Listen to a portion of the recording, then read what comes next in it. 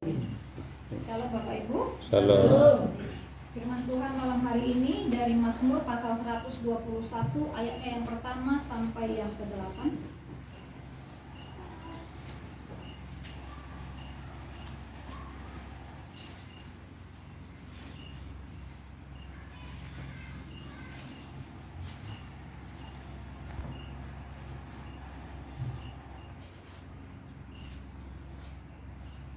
Mazmur 121. Kalau kira-kira kurang dengar tanya saja berapa Bu? Nah, gitu. Nggak usah malu-malu. 121. Masih kurang dengar suara saya? Mazmur 121 ayat yang pertama sampai ayatnya yang ke-8.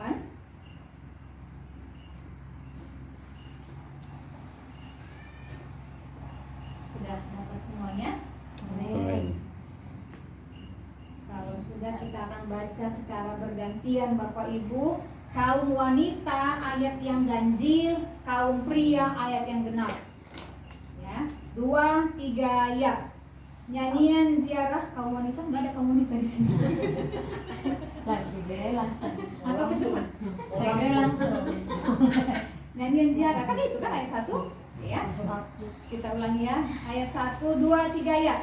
Nyanyian ziarah, aku melayangkan mataku ke gunung-gunung, dari manakah akan datang pertolonganku? Pertolonganku ialah dari Tuhan yang menjadikan langit dan bumi.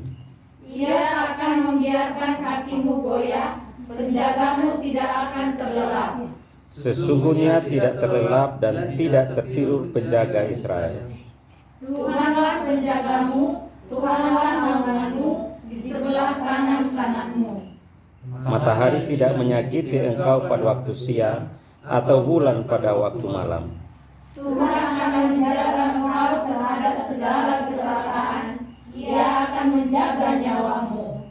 Tuhan akan menjaga keluar masukmu dari sekarang sampai selama-lamanya. Amin. Bapak Ibu Saudara yang dikasihi Tuhan, jemaat sekalian, firman Tuhan bagian ini merupakan nyanyian ziarah, ya. Dan menurut Mazmur ini pasal 121 yang kita baca ini, ada dua kemungkinan yang terjadi di sana Bapak Ibu dalam perjalanan ziarah bangsa Israel. Ya, jadi nyanyian ziarah. Jadi ada dua kemungkinan yang terjadi di dalam perjalanan ziarah mereka. Ketika mereka melakukan perjalanan ziarah, ada dua kemungkinan. Kemungkinan yang pertama adalah Mazmur ini dinyanyikan ketika bangsa Israel pergi ziarah. Jadi waktu berangkat ya Bapak Ibu, pergi ziarah tahunan ke Yerusalem. Kenapa mereka harus ke Yerusalem? Karena memang Yerusalem ditetapkan sebagai tempat pusat peribadahan bangsa Israel. Nah, jadi ada kemungkinan pertama adalah ini adalah nyanyian ziarah ketika mereka berangkat, ketika mereka pergi. Yang kedua adalah nyanyian ziarah ini, Mazmur ini dinyanyikan ketika mereka kembali.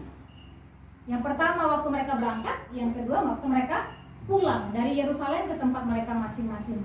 Nah, kedua kemungkinan ini menyiratkan kepada kita keinginan untuk mendapat keamanan, berkat dan keselamatan. Bapak Ibu, tentunya setiap kali melakukan perjalanan pasti yang kita harapkan adalah selamat, ya kan? Selamat sampai di tujuan dengan selamat, tidak kurang satu apapun, itu doa kita. Kemudian diberkati perjalanannya sampai ke tujuan, bertemu dengan orang-orang di sana dalam keadaan sukacita, menjadi berkat kehadiran kita, menjadi sukacita kehadiran kita bagi orang-orang di sekitar kita. Betul ya?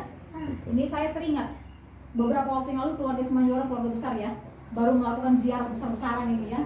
Nah, pasti kan Bapak Ibu dalam perjalanannya ya, udah antusias sekali nih, berharap, berdoa dari rumah sampai bertemu. Semua keluarga yang dari perjalanan jauh-jauh pasti didoakan juga, nggak hanya pribadinya tapi semua keluarganya. Nah, ayat 1 sampai ayat kedua Bapak Ibu, ini merupakan pertanyaan dari para musafir. Musafir inilah bangsa Israel yang melakukan perjalanan ziarah ini. Nah, mereka menanyakan, aku melayangkan mataku ke gunung-gunung, dari manakah akan datang pertolonganku? Pertolonganku ialah dari Tuhan yang menjadikan langit dan bumi. Ayat 1 dan 2 merupakan pertanyaan dari para musafir, para peziarah pada waktu itu. Dari mana kira-kira ya pertolongan kami? Kenapa mereka bertanya? Karena Bapak Ibu, kita tidak tahu dalam perjalanan itu kemungkinan-kemungkinan apa yang terjadi. Maka mereka bertanya, kira-kira kalau sesuatu terjadi dari mana pertolongan kami? Misalnya mereka lapar, misalnya kira-kira di tengah jalan, dari mana pertolongan mereka untuk mencari makanan? Atau mereka mungkin dalam bahaya, ada musuh yang mengintai, dari mana kira-kira pertolongan mereka? Sementara perjalanan mereka itu di padang pasir, 40 tahun lamanya mereka berjalan dari tanah Mesir menuju ke Kanaan. Jadi pertanyaan para peziarah, ayat yang ketiga dan 8 itu merupakan jawaban dari para imam. Nah, pertanyaan para musafir tadi, aku melayangkan mataku ke gunung-gunung, dari manakah akan datang pertolonganku? Nah, pada waktu itu Bapak Ibu jemaat yang dikasihi Tuhan, gunung punya peran yang sangat penting bagi bangsa Israel dan bangsa-bangsa yang lain. Kenapa? Karena pada waktu itu gunung punya peran yang sangat penting sebagai tempat berlindung dari serangan musuh. Jadi untuk mereka berlindung dari serangan musuh, mereka akan lari mencari gunung, supaya mereka bisa selamat dari kejaran musuh, dari serangan musuh. Selain itu, bagi bangsa Israel, gunung merupakan tempat Tuhan bertahta. Gunung Sion merupakan tempat Tuhan bertahta. Kita ingat bagaimana peristiwa ketika 2 loh batu dituliskan, firman Tuhan, 10 perintah Tuhan itu dituliskan kepada Musa, itu di mana? Di atas gunung Sinai, ya kan? Kemudian bangsa-bangsa Israel juga harus melakukan ibadah di sana. Nah, tetapi bagi bangsa-bangsa yang lain, bagi bangsa Israel, gunung itu merupakan tempat Tuhan bertahta. Sedangkan bagi bangsa-bangsa yang lain, gunung juga dijadikan sebagai tempat bertahta, tapi bukan Allah yang disembah oleh bangsa Israel, tetapi Allah lain atau dewa-dewi yang mereka percayai sebagai penolong mereka. Allah-Allah Baal, dewa-dewi yang mereka percayai sebagai penolong mereka, yang bisa menolong mereka, yang percaya mereka tinggal, bahwa dewa-dewa itu tinggal di gunung itu, sehingga dijadikan tempat pengorbanan penyembahan berhala. Nah, ini kita bisa lihat salah satu peristiwanya Bapak Ibu di dalam kitab Raja-Raja, waktu itu ketika Elia dengan Ahab, ya, waktu itu mereka dengan bangsa mempersembahkan, memuji lah kira-kira gitu ya. Elia dan Ahab ini bilang, Elia bilang kepada Ahab, oke, taruh korbanmu, lembumu di atas gunung itu, kemudian bikin seperti tungku api begitu ya, tapi jangan kasih api ya, kira-kira gitu kan. Elia bilang begitu. Nanti kita lihat Allah siapa yang akan memakan hangus korban itu. Nah, ditunggu, ternyata tidak. Yang bangsa lain persembahkan korbannya itu nggak dimakan, nggak hangus dibakar oleh Allah yang mereka percaya itu. Tetapi waktu Elia meminta kepada kepada Allahnya yang Allah Israel sembah, ketika ditaruh korban itu, maka Allah melahap korban itu dengan sebentar, hangus dibakar korbannya. Nah, jadi gunung merupakan tempat pengorbanan penyembahan berhala. Saudara yang dikasihi Tuhan, saya kasih tema dalam renungan kita malam hari ini adalah aman dalam penyertaannya. Aman dalam penyertaannya. Sebagaimana bangsa Israel dalam perjalanan ziarahnya melakukan ziarah dan berharap mereka bisa sampai selamat ke tempat tujuan mereka. Nah, Bapak Ibu Saudara yang dikasihi Tuhan, kita juga punya perjalanan hidup. Kita punya perjalanan yang harus kita lalui. Dan firman Tuhan malam hari ini mengingatkan kepada kita bahwa aman di dalam penyertaan Tuhan. Nah, persoalannya Bapak Ibu, pertanyaannya adalah mengapa? Mengapa kita harus merasa aman dalam penyertaan Tuhan? Mengapa kita harus merasakan aman dalam penyertaan Tuhan? Apakah ada yang menjamin? Apakah ada jaminan bahwa kalau di dalam Tuhan kita bisa aman? Apakah ada jaminan bahwa di dalam Tuhan kita disertai? Nah, mengapa kita harus merasa aman dalam penyertaannya? Yang pertama, ini alasannya Bapak Ibu. Alasan yang pertama, kita harus merasa aman dalam penyertaan Tuhan karena Tuhan terpercaya dalam pertolongannya. Amin. Tuhan terpercaya dalam pertolongannya. Ayat 2-3 di sana dikatakan. Geser ke sini.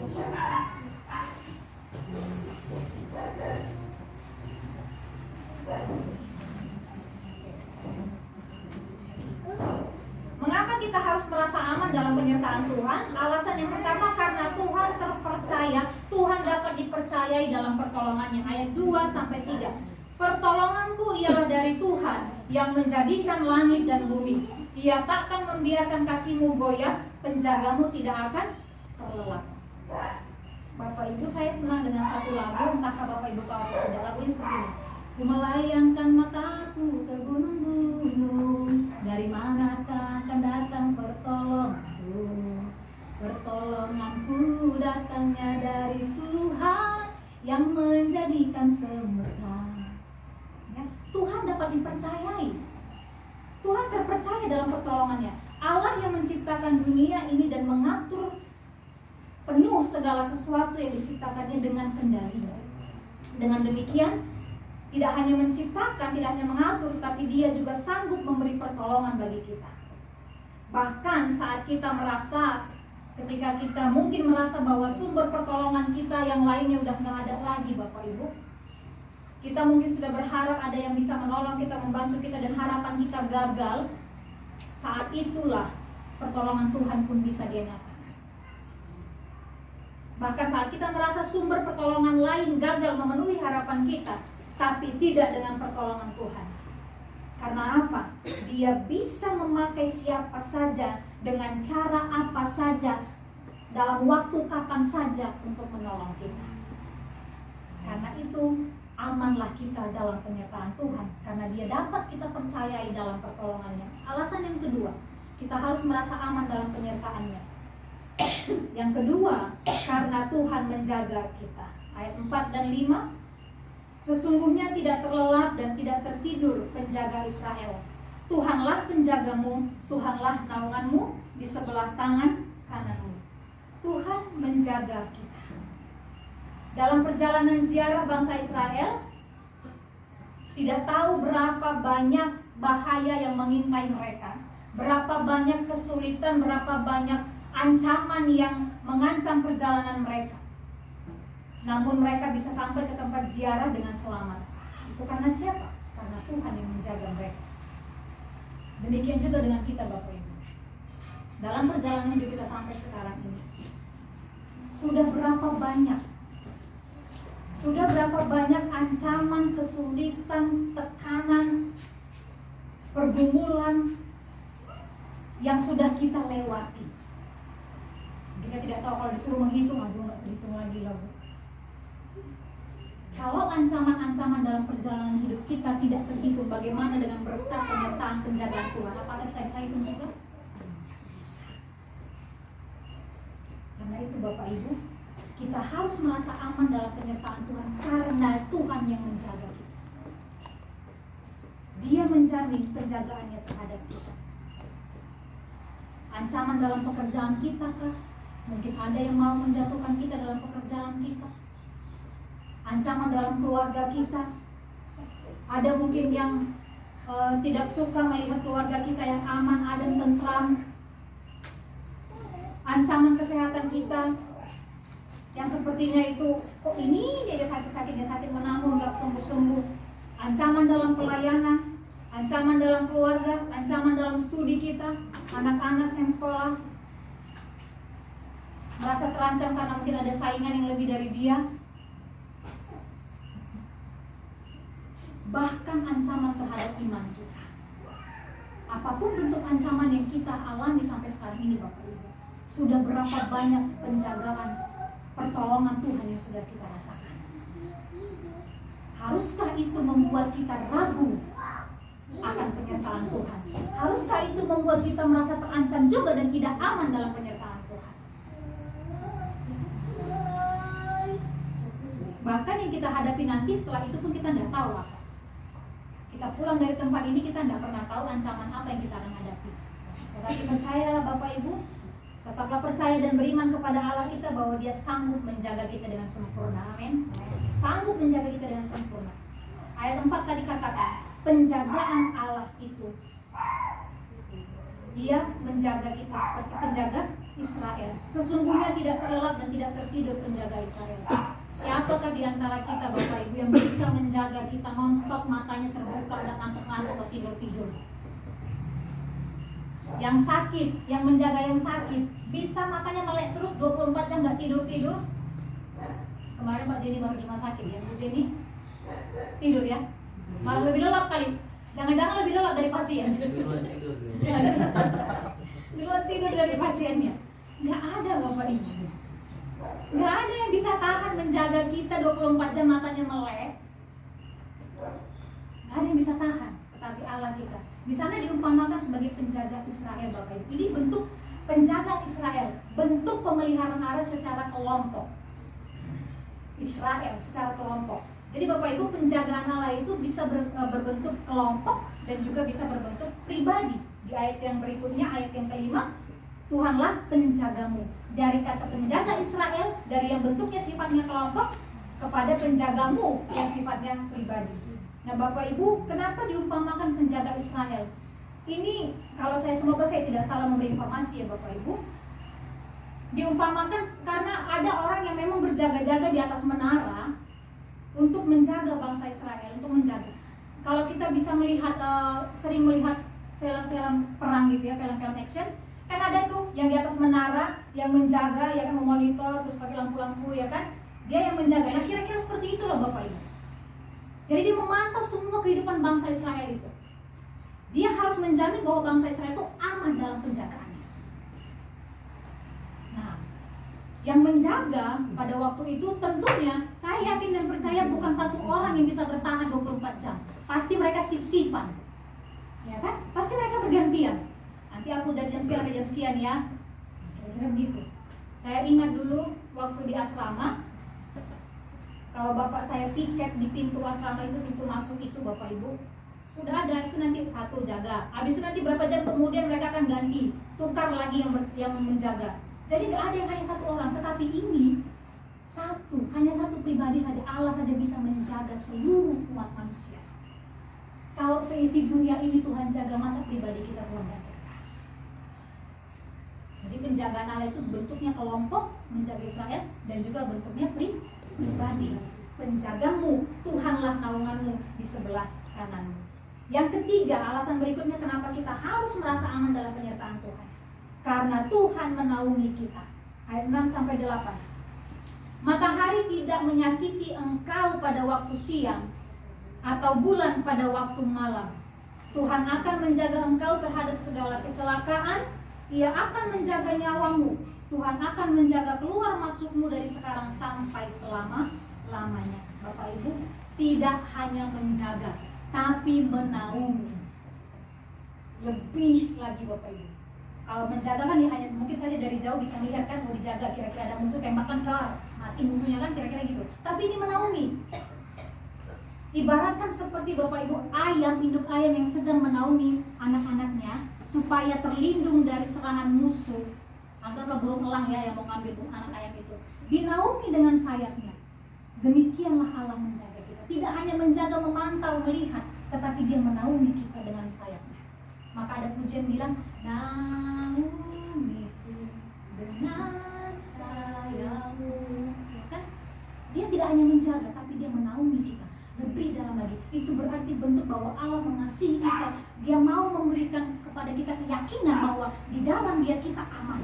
Di dalam penyertaannya kita aman. Gak ada lagi yang perlu kita ragukan.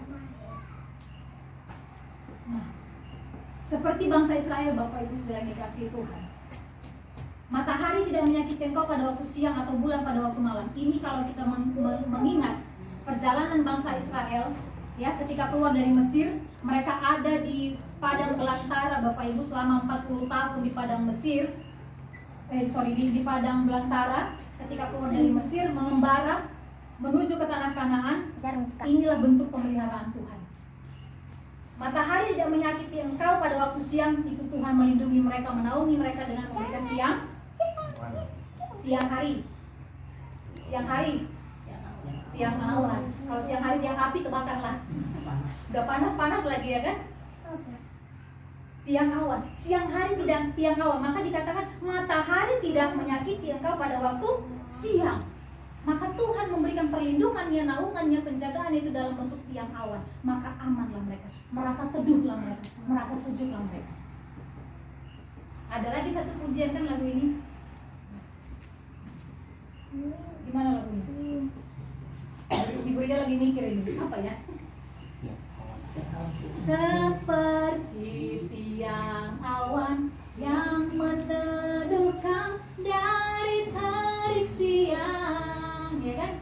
Teduh. Jadinya kita aman, kita nggak perlu kepanasan, kita nggak perlu merasa terancam karena teriknya matahari, Bapak Ibu. Kemudian atau bulan pada waktu malam. Nah, pada waktu malam supaya tidak merasa kedinginan, maka Allah memberikan bentuk perlindungan dalam bentuk tiang. Ya. Enggak ada yang bersuara. Enggak ada yang bersuara. Tiang apa, Bapak Ibu? Tiang awan. Nanti kalau kita bikin tulisan kitab, Jemaat Pemazmur dapat nilai berapa ini kaum bapak, kaum ibu? Perlu kita perlu kita uji di nanti 17 Agustus ya, buat tulisan kitab kaum wanita melawan kaum pria. Ya? Jadi pada waktu malam Tuhan berikan perlindungan dalam bentuk tiang api supaya mereka merasa aman, tidak merasa kedinginan, mereka merasa hangat. Nah, itu bentuk pemeliharaan Tuhan.